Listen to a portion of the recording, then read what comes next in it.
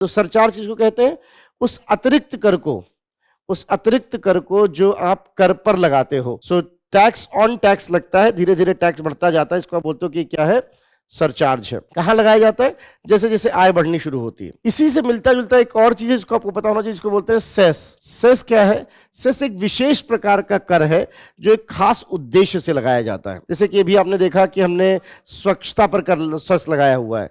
शिक्षा स्वास्थ्य सेस है। शिक्षा स्वास्थ्य सेस का जो पैसा आता है वो कहां प्रयोग होता है? शिक्षा और स्वास्थ्य में। सेस लगाया जाता है एक विशेष उद्देश्य के लिए, और जब तक उस उद्देश्य की पूर्ति नहीं होती तब तक वो लगाया जा सकता है। सेस भी कई बार आप देखते हो कि किस पर लगता है? टैक्स पर लगता है।